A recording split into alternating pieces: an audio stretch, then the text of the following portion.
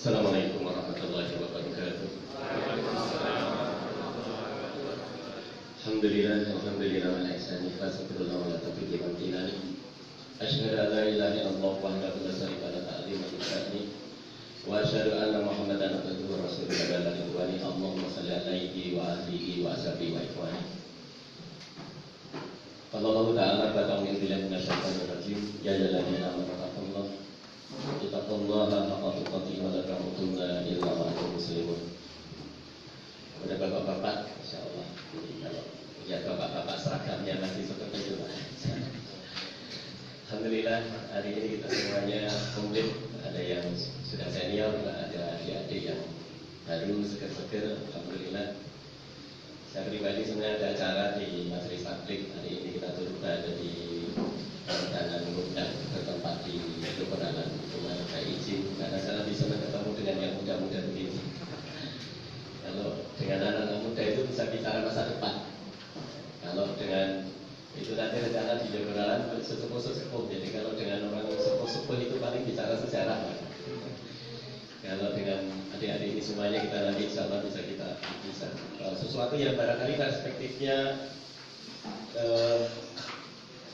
lebih bisa diharapkan setelah masa depan. Sahabat sekalian, karena waktu nggak banyak, karena sore begini ini waktunya terasa cepat.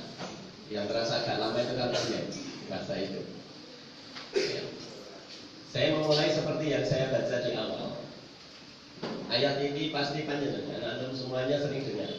Karena di antara ayat nukilan khutbatul hajjah ketika kita berkhutbah, bahkan Rasulullah ketika khutbah walimah itu baca ini apa? Ya ayyuhalladzina amanu ittaqullaha haqqa tuqatih wa la tamutunna illa wa antum muslimun. Ini bagi yang laki-laki pasti sering dengar ketika Jumatan. Kecuali yang nggak pernah ke Jumatan, tapi kan ya nggak mungkin.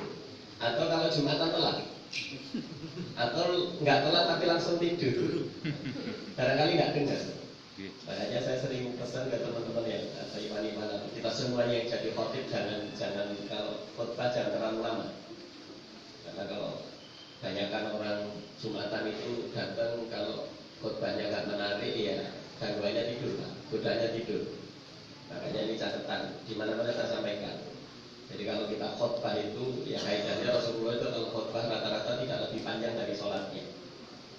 Kalau sholat Jumat itu yang dibaca misalnya Al-A'la sama Al-Ghaziyah berarti kira-kira 15 menit saja. Berarti khotbah Jumat juga sekitar 15 menit. Itu pun Rasulullah kalau khotbah Jumat itu seperti orang mimpin perang. Maka hampir tidak ada riwayat sahabat itu sampai tidur. Ada yang ngantuk tapi kemudian apa? Disuruh pindah gantian tempat duduk kalau ngantuk itu kaidahnya begitu. Ya, makanya ini mumpung ingat panjenengan yang khutbah jangan biasa lama-lama.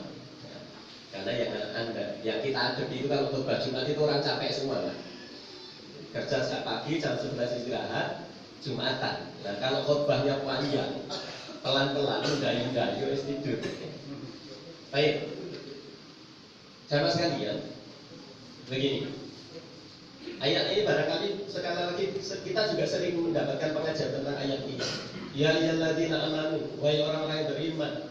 Kalau Ibnu Mas'ud mengatakan setiap ayat yang diawali dengan ya ayyuhalladzina amanu, ini menunjukkan pasti nanti yang Allah sampaikan adalah perkara yang agung, yang besar. Kalau perintah berarti itu perintah yang wajib bahkan atau sesuatu yang besar. Kalau larangan itu pengharaman yang besar. Kalau berita itu berita-berita besar. Makanya dulu para sahabat ketika ada ayat ya ayyuhalladzina amanu, bahkan sebenarnya mereka mengatakan andai saja kuping saya itu bisa aku taruh di sebelah semuanya. Karena Pak ingin mendengarkan itu. Karena betapa pentingnya. Gitu. Apa yang disampaikan setelah ya ayyuhalladzina amanu pasti sesuatu yang besar. Apa yang disampaikan Allah di sini? Ittaqullaha haqqa tuqatih. Wa la tamutunna illa wa antum muslimun. Bertakwalah kalian dengan sebenar-benar ketakwaan dan janganlah kalian mati kecuali dalam keadaan Islam. Ingat sekalian, wa fadilah rahmatullah. Hidup kita itu cuma sekali. Kalau hidup sekali berarti matinya berapa kali?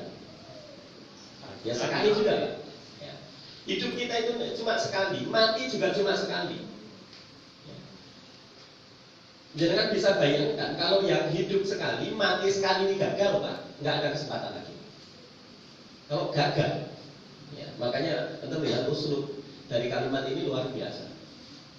Bukan hanya sekedar ya alladzina amanu taqullah, tapi Allah ingatkan dengan sebenar-benarnya takwa. Karena kalau nanti kita gagal, Masya Allah, kan? Kita bayangkan seseorang kemudian sudah terlanjur gagal, sudah terlanjur mati, termasuk orang gagal, Pak, nggak bisa ngulang, Pak. Kalau di sekolah itu kalau ujian gagal ngulangnya namanya apa? Remedi. Hidup itu nggak ada remedi, Pak. Makanya misalnya dalam surat Fatir Allah gambarkan sebagian orang yang terlanjur gagal itu nanti mereka akan berteriak-teriak di dalam neraka. Wahum yastarikhuna fiha, mereka berteriak di dalam neraka. Rabbana akhrijna, mereka mohon-mohon, Rabbana akhrijna, ya Rabb kami, keluarkan kami dari sini. Untuk apa? Mereka bahkan ingin menggaransi pada Allah, memberikan garansi agar dikabulkan permintaannya itu. Apa? Na'mal sholihah wa lagi bulan rahmat. Saya tak ngamal soleh. Kalau engkau izinkan kembali ke dunia, saya tak ngamal soleh. Saya nggak akan ulang amal yang tidak soleh, Pak. Ini seolah-olah mereka itu teriak-teriak, bahkan apa? Mohon-mohon, sekaligus memberikan garansi pada Allah. Kalau nanti saya hidup lagi, saya cuma pengen ngamal soleh. Saya nggak akan ulangi lagi amal yang nggak soleh. Ini juga sebagai informasi untuk kita. Orang masuk neraka itu, Pak, itu bukan karena tidak beramal. Karena pada hakikatnya itu nggak ada manusia nggak beramal itu, Pak. Nggak ada. Ya. Nggak ada manusia netral. Karena Rasulullah mendikau kullun nas yaqudu ba'da nafsah. Kullun nas, semua manusia itu berangkat, nggak ada yang ketinggalan. Apa? Membawa dirinya sendiri-sendiri, ngetoh ke awake dhewe.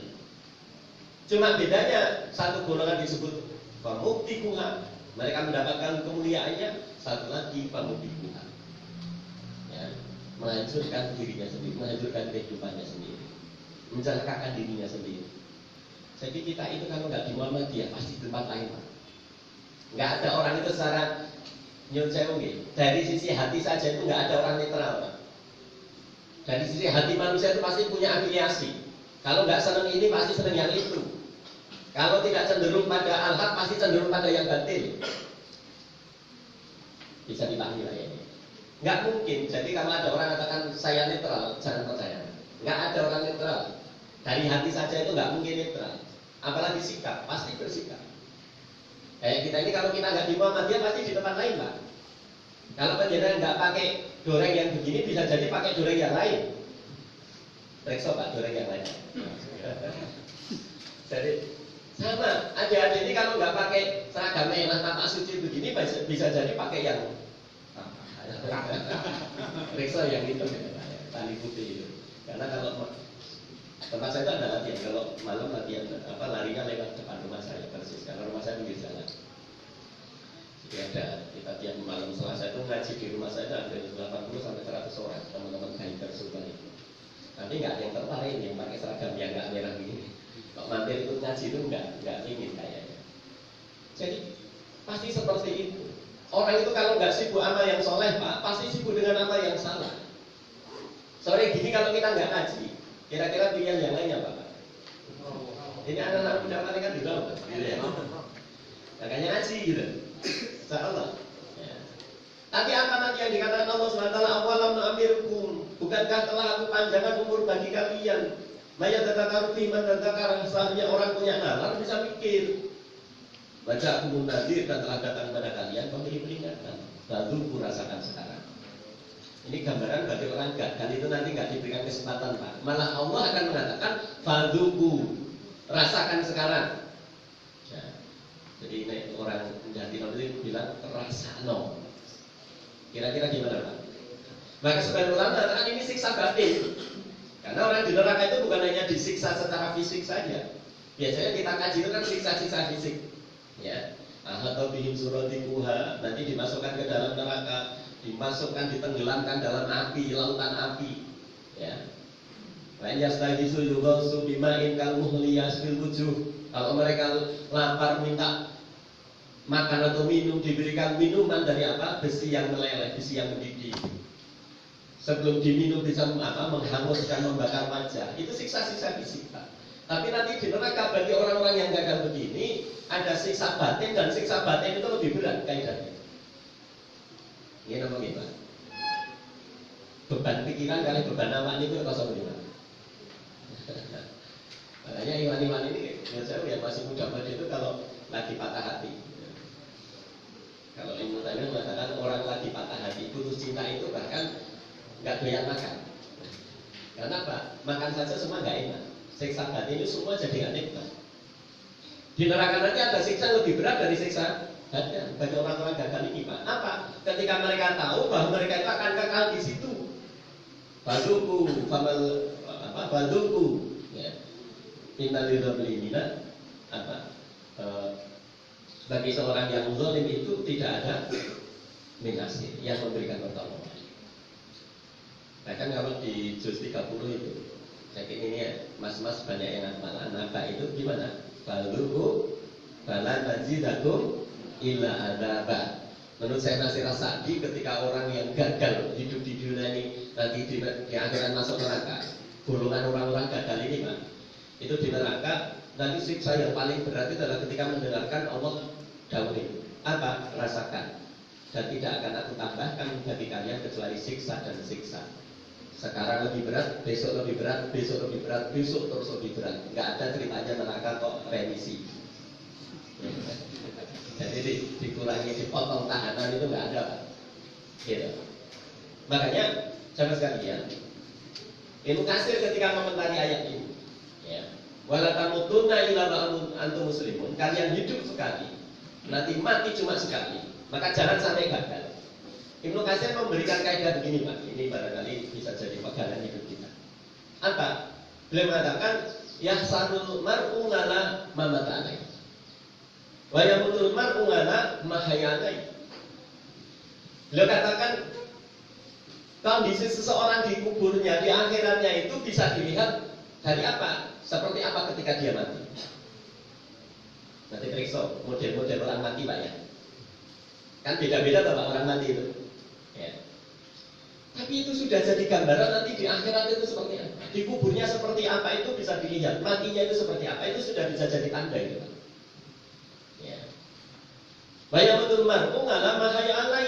Dan seseorang itu nanti matinya seperti apa tergantung dari hidupnya itu seperti apa. Jadi seseorang itu di akhirat itu bisa dilihat matinya kayak apa. Dan seseorang itu nanti matinya kayak apa tergantung hidupnya seperti apa. Dan mati, ya. Coba, sebenarnya kita itu bapak-bapak dan mas-mas adik semuanya, kita itu mati sendiri atau di? Nah, orang Klaten bilang dipateni, Pak. Kalau jenengan ini mati dhewe apa dipateni? Dimatiin. Kita itu nunggu mati atau nunggu dipateni? Dipateni. Sing mateni sinten? Malaikat. Tapi kalau dengar dipateni itu kan ngeri ya. Tapi kan pada hakikatnya kan manusia itu kan cuma nanti dipateni.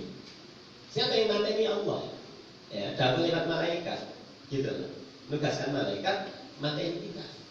Ini menunjukkan bahwa kita itu tentang mati nggak kuasa apa-apa, nggak kuasa apa-apa. Orang mati itu nggak bisa bergaya, mau bergaya nggak bisa. Orang selfie barangkali bisa bergaya, ya. Antum selfie bisa bergaya, tapi kalau mati nggak bisa.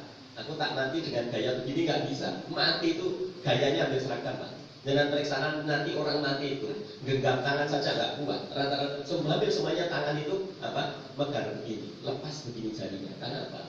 Terus sebagai ulama itu saking beratnya beban yang ditanggung ketika mati, Pak, ketika sekarang. Sama. Dan orang kalau mau mikir logis, oh berarti orang mati sedunia ini, nggak peduli Afrika, Eropa, Indonesia, matinya kok gayanya sama. Cara seperti itu, ya, secara umum. Oh berarti ini Tuhannya satu. Ya. Kalau mau mikir, Pak, sama lahir juga begitu. Manusia itu lahir ya begitu. Tetapi nanti kalau dirinci orang mati itu beda. Maka nanti ada istilah husnul khotimah dan su'ul khotimah. Ada istilah husnul khotimah. Sebagian ulama menggambarkan seperti apa itu husnul khotimah. Ciri yang paling jelas husnul khotimah itu kalau ada orang mati di atas ketaatan. Ada orang lagi sholat mati, ada orang lagi ngaji Quran mati, ada orang lagi wudu mau tahajud mati, ada orang lagi tahajud mati. Ini para ulama mengatakan ini tanda yang paling jelas husnul khotimah. Karena ada orang yang mau ngaji sambil nunggu buka puasa mati. Mau nggak, Pak? Mau nggak? Ada orang lagi ngaji nunggu buka puasa mati. Tenang saja, mati itu nggak perlu deg-degan, Pak. Ya, jadi urusan mati itu sudah ada takdirnya. Pertama dicatat dalam pencatatan takdir di lauh al-mahfuz. Yang kedua bahkan ketika kita umur 4 bulan di dalam kandungan, ya kan? Itu sudah dicatat mati kita itu kapan. Jadi dulu aja ruhu, amaluhu, sakirun al saidu. Pun dicatat nih. Ketika kita 4 bulan jadi bayi di dalam kandungan sudah dicatat. Jadi nggak usah khawatir, Pak. Ya. Dan kalau kita mestinya kalau kita nggak khawatir tentang mati, maka sebenarnya juga hidup itu kita nggak perlu terlalu khawatir, Pak. Kalau Imam Syafi'i punya kaidah ini, Pak, soal hidup dan mati itu. Ya. Maka Imam Syafi'i itu dia hanya fokus tentang amal soleh. Dia nggak mikir tentang hidup dan mati itu banget. Ya. Dia katakan gini, apa yang mengkhawatirkan? Aku ini seperti raja. Ya, untuk diriku sendiri. Kalau Allah menghendaki aku masih hidup, maka Allah pasti masih kasih rezeki kepadaku. Kalau Allah masih menghendaki aku masih hidup, pasti Allah masih memberikan rezeki. Dan kalau Allah menghendaki aku mati, aku nggak khawatir, pasti aku akan kebagian kuburan. Jadi, nek urip itu rezeki, mesti diparingi rezeki, nek mati mesti cuman kuburan. Kuburan sesono apa mati bener kan? Santai terus. Jadi kalau hidup rezeki pasti dikasih. Kalau mati jangan khawatir, pasti kebagian kuburan. Ya, baik. Maka ada husnul khotimah. Dan kita semuanya minta semoga Allah SWT matikan kita nanti dalam keadaan husnul khotimah. Allahumma amin. Tapi nanti ada yang disebut su'ul khotimah, Pak. Ya, penutup yang jelek. Padahal kan Nabi dawuh innamal a'malu biqawatimiha. Sebenarnya semua amal itu nanti bergantung penutupnya. Makanya sering kita ingatkan, kita itu sebenarnya tentang masa lalu itu bukan masalah, Pak. Nggak peduli kita itu punya masa lalu dosa. Ibaratnya kalau punya dosa sebanyak apapun itu sebenarnya nggak masalah, karena dosa sebanyak apapun sekarang kita tobat selesai. Asal sekarang mau tobat selesai itu, Pak. Ya. Tapi orang punya amal sebanyak apapun, kalau sekarang bisa mendobroki amal, membatalkan amal gampang, tinggal lihat pamerkan amal, selesai juga. Ya. Maka sebenarnya tentang masa lalu itu bagi kita sebenarnya bukan perkara yang perlu kita besar-besarkan. Urusan kita adalah hidup kita saat ini. Dan lebih penting lagi adalah kita manfaatkan, kita habiskan sisa umur kita itu di atas ketaatan. Kita pastikan ketika kita mati nanti jangan sampai su'ul khotimah. Ya. Apa tanda su'ul khotimah? Kalau para ulama katakan ciri paling jelas seseorang itu mati dalam keadaan su'ul khotimah adalah ketika mereka mati di atas kemaksiatan. Insya Allah, alhamdulillah itu. Kita sering dengar beritanya ya. Ada orang zina mati, ada orang lagi mendem itu nek kromo gini namanya. Mabuk. Kemarin ada yang bilang mendem itu muncul cium, Pak. Kok mendem kok muncul ini keduren, mendem, ya. Mendem mati. Ada orang lagi judi mati. Bahkan saya pernah lihat itu ada video, saya bikin video. Ada orang lagi joget dan nyanyi di atas panggung, Pak. Mati, geblak mati. Kita pastikan model-model begini ini su'ul khotimah. Ini su'ul khotimah. Dan kalau menurut kaidahnya Ibnu Katsir, ini nasibnya nanti pasti buruk. Harap su'ul khotimah. Ya. Dan kita kalau pengen mati husnul khotimah, caranya sebenarnya gampang. Bagaimana? Kita pastikan hidup kita itu di atas kebaikan terus. Seperti kaidah yang disampaikan Ibnu Katsir tadi. Apa? Wa yamutul mar'u ngala ma hayana. Sebenarnya seseorang itu nanti akan mati itu tergantung di atas seperti apa dia hidup. Maka ingat sekalian, puasa ini, Ramadan ini sebenarnya melatih kita agar kita membiasakan kehidupan yang baik. Ya. Membiasakan kehidupan yang baik dengan takwa. Makanya ketika Allah dawuh itu Ya, ya alladzina amanu kutiba alaikumus syiyam kama kutiba alal ladzina min qablikum la'allakum tattaqun. Sebagian mufassir mengatakan hasilnya puasa itu jadi seorang mutakin, atau puasa sendiri itu nanti semua disebut sebagai takwa. Kalau disebut iman, takwa adalah iman itu diartikan amal soleh, takwa itu menjauhi dosa, jauh dari maksiat. Takwa itu. Gitu.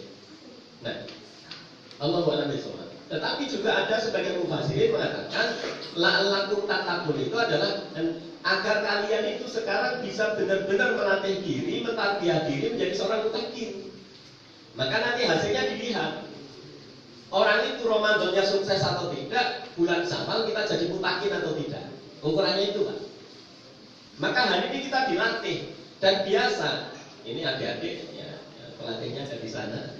Itu kalau namanya latihan, itu kan pasti bebannya lebih berat dibanding ketika tanding, Pak. Mestinya kalau pengen sukses dalam tanding, dalam lomba, itu latihannya harus lebih berat dibanding ini tadi, gitu.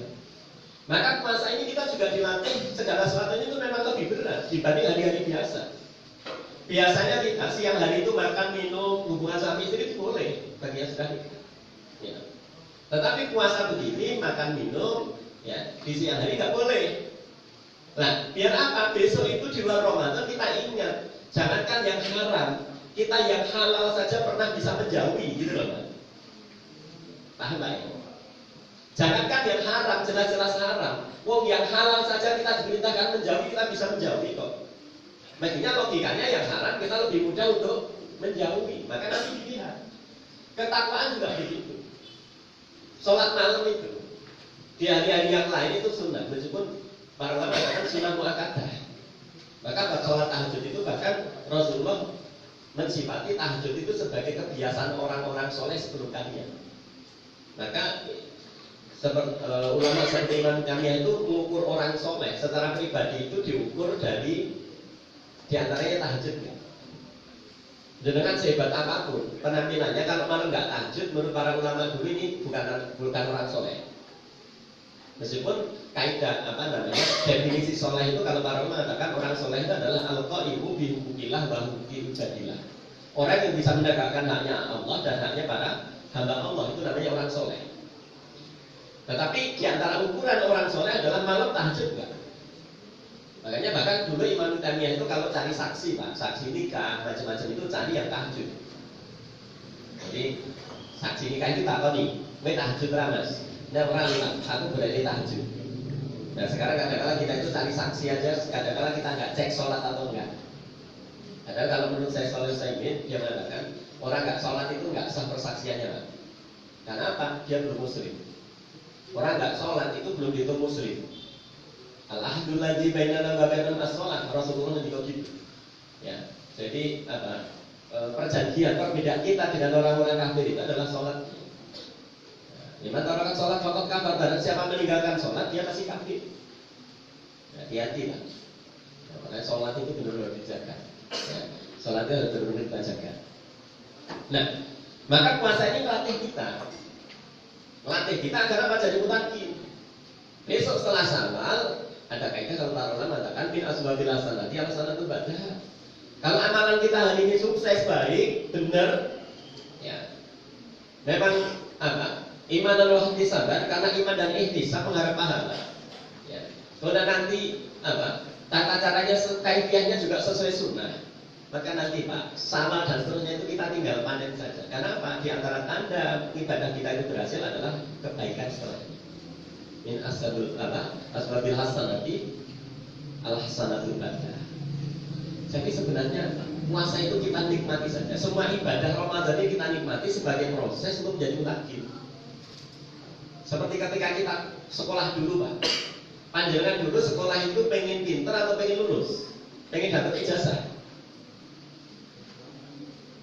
Pengen apa, Pak? Ya dua-duanya, Pak. Nanti kan yang lebih maknanya adalah kita dulu sekolah itu karena pengen pinter. Puasa ini sebenarnya kita nikmati karena kita pengen jadi mutakin saja. Setelah itu nanti akan kita nikmati kehidupan menjadi seorang mutakin itu setelah Ramadan.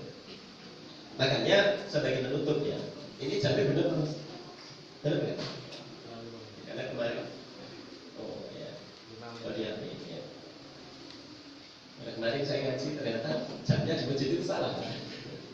Jadi saya terus saja. Ternyata jamnya gitu. Oke, begini, ingat sekalian, bapak-bapak, mas-mas, mbak-mbak, adik semuanya. Gini. Ada satu hal kalau ibadah yang sering dilupakan.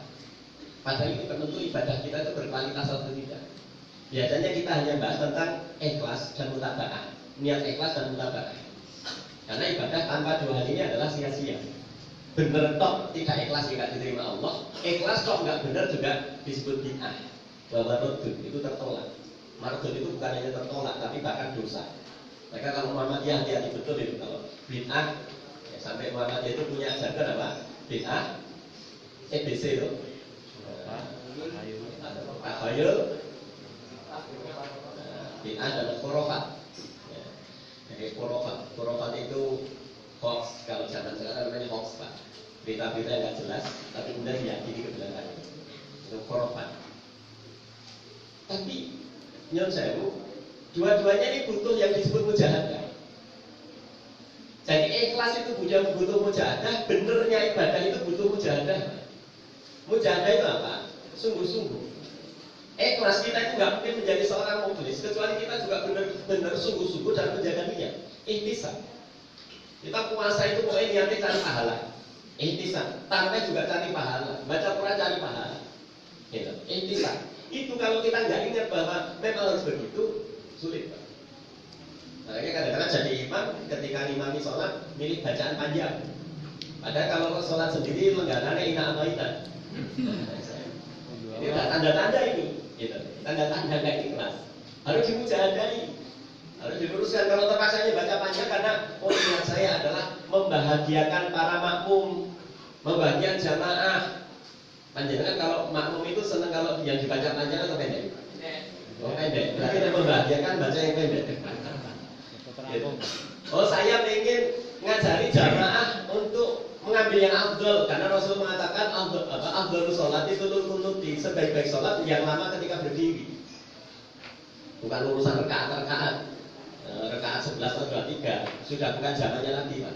Kita udur bab itu. Kita sekarang kalau udur itu mau ikut modelnya Rasulullah sampai tengah malam atau sampai hampir sahur atau sampai seperti malam terakhir. Jadi modelnya sholat tarawih Rasulullah dulu itu kira-kira jam 11 atau sampai jam 2 atau sampai jam 4. Nah, kira-kira kalau jenengan disuruh milih yang mana? Jam 11, jam 2 atau jam 4? Jam 8. Kita yang pada kali jadi dong. Tapi alhamdulillah kalau pemuda Muhammadiyah jadi dong, kita berapa nanti itu kalau seperti nanti terakhir tempat saya itu kalau 10 hari terakhir nanti kita berapa kali kita bikin sholat 1 juz lah. Kalau tarawih kita ngajari karena mau sholat kok berdino setengah jam gitu ya. Tapi ini sebagai latihan Pak. Maka harus dimujahadai, tarawih itu dimujahadai, puasa dimujahadai, baca Quran bulan ini dimujahadai. Tarawih kalau perlu ya dilatih. Jangan minta pada imam bacanya agak panjang, gitu loh. Karena biar mujahadah, jangan malah nuntut Mas bawa suwe-suwe, gitu loh. Baca Quran juga begitu, bulan ini dimujahadai. Imam Syafi'i itu mengatakan kalau bulan ini nggak bisa khatam, sulit di bulan lain itu bisa diharapkan khatam. Karena bulan ini dimudahkan. Futihah tabawul jannah, wa ghulidat abwaabunnar, wa subidati sayatin. Semua dimudahkan oleh Allah. Mosok nggak bisa? Saya kasih gambaran Pak untuk baca Quran. Mosok kita kalah dengan orang yang kues nih, pit-pitan ya. Itu sing dosen pit-pitan loh. Di dunia kues itu ada istilah kerer-kerer.